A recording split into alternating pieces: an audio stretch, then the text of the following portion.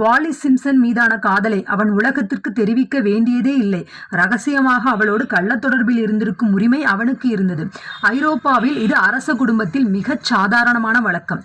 தன் மணிமுடியை துறந்திருக்கவும் வேண்டாம், தன் காதலையும் இழந்திருக்க வேண்டாம்.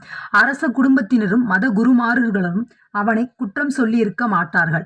ஆனால் அரசன் எட்வர்ட் மன உறுதி மிக்கவன். அவனது காதல் தூய்மையானது, ஆழமானது, நேர்மையானது. அவன் மனதிற்குள் உண்மையான ஆர்வமாக அது இருந்தது. அதனால் தான் தன்னை வெளிப்படுத்தி கொண்டது. தனக்கான விலையை அது பெற்றுக்கொண்டது. இதெல்லாம் என்னடா காதலுக்கும் நம்மளுடைய அந்த செல்வம் சேர்ப்பதற்கு இதுக்கெல்லாம் என்னடா சம்மந்தம், இதெல்லாம் எதுக்கு தெரிஞ்சுக்கணும் அப்படின்னு நம்ம நினைக்கிறத விட இது எல்லாமே முக்கியம் இல்லையா? ஏன்னா ஒரு காதலாகட்டும், எந்த ஒரு விஷயம், ஒரு செல்ஃப் லவ் ஆகட்டும், இல்லை நம்ம ஹெல்த் ஆகட்டும், மென்டலி ஹெல்த் ஆகட்டும், ஃபிசிக்கல் ஆகட்டும், நம்ம வெயிட் லாஸ் பண்ணணும் அப்படின்னாலும் அதற்கு விடாமுயற்சி தேவை.